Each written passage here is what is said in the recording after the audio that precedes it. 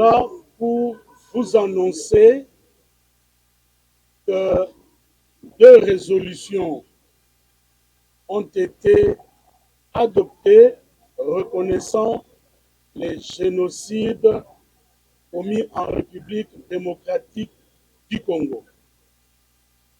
Mais avant de vous en donner quelques détails, je voudrais demander que nous puissions observer une minute de silence en mémoire de nos compatriotes victimes des exactions graves à la suite de l'agression nous imposée par le Rwanda.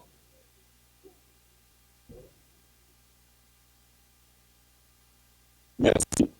Alors, je disais que nous sommes devant vous pour vous annoncer que deux résolutions reconnaissant les génocides commis en République démocratique du Congo ont été adoptées. D'abord par la société civile africaine et aussi par la Commission africaine des droits de l'homme et des peuples. C'était lors de la 85e session de la Commission africaine des droits de l'homme et des peuples que la République démocratique du Congo a aussi été là pour faire les plaidoyers pour la reconnaissance du génocide commis chez nous. D'abord, la société civile africaine, qui fait partie intégrante de la commission, a reconnu le génocide. Et c'était comment? Nous avons organisé une sorte de side event auquel ont pris part les commissaires, les ambassadeurs, les États observateurs, les ONG. Nous leur avons montré les images authentiques de ce qui se passe dans notre pays et aussi, pendant les travaux de la commission, nous nous sommes servis des études, des enquêtes, des travaux qui ont été diligentés par SIAVAR et FONAREV à travers le comité scientifique pour expliquer que réellement il y avait génocide chez nous. Tous ces éléments ont concouru pour que, le moment venu, la société civile qui avait déjà adopté sa résolution reconnaissant les génocides demande à la commission aussi de faire de même. Et donc aujourd'hui, nous avons par devant nous deux résolutions. Celle-ci est la résolution qui a été adoptée par la société civile africaine. Je vais vous en donner lecture dans quelques paragraphes. Et puis ici, vous avez la résolution de la Commission africaine des droits de l'homme et des peuples. Nous commençons par le premier. Comme j'ai dit tout à l'heure, nous lirons quelques paragraphes et le reste, nous verrons par la suite comment nous allons faire pour la vulgarisation. Le document est intitulé Résolution relative à la condamnation des violations graves et massives des crimes internationaux, en ce compris le génocide commis en République démocratique du Congo et la nécessité d'en punir les auteurs. Maintenant, il y a un paragraphe qui dit reconnaît et condamne les génocides contre certaines communautés au cours des conflits armés dans l'Est de la République démocratique du Congo. Ensuite, il y a le paragraphe qui recommande à la Commission de faire de même.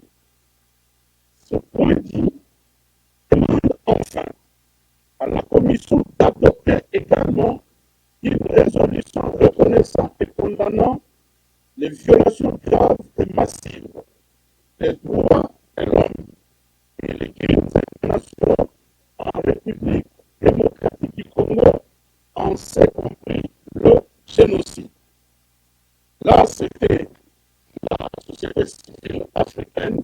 Donc aujourd'hui, il n'y a plus de doute. Le combat initié, je dirais conçu et initié par son Excellence, Monsieur le Président de la République, je dirais le couple présidentiel, en raison de l'implication de la très distinguée Première Dame dans ce combat a produit d'abord un effet au niveau de la société civile africaine qui a reconnu le génocide commis chez nous. Maintenant, c'est la résolution qui a été adoptée par la Commission africaine des droits de l'homme et des peuples. Son intitulé dit « Résolution relative à la justice pour les victimes de violations graves, massives des droits de l'homme et des crimes internationaux en République démocratique du Congo depuis 1997. Je vais vous lire deux paragraphes importants. Voici le premier. Considérant également les rapports du Haut-Commissaire des Nations Unies aux droits de l'homme, intitulé Rapport du projet Mapping concernant les violations les plus graves des droits de l'homme et du droit international humanitaire commises entre mars 1993 et juin 2003 sur les territoires de la République démocratique du Congo.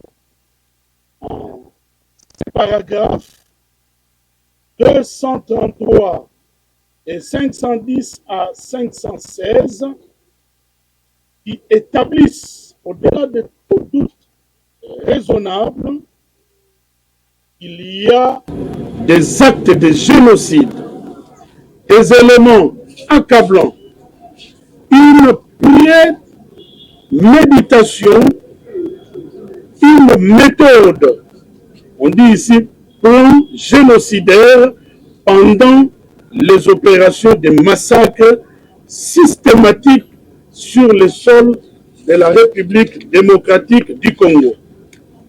Et s'ensuit le paragraphe le plus important, condamne fermement chacune des violations graves et massives des droits de l'homme et des peuples, chacun des crimes internationaux, y compris le génocide commis en République démocratique du Congo par les acteurs étatiques et non étatiques ou toutes les parties impliquées dans les conflits depuis sa survenance jusqu'à ce jour.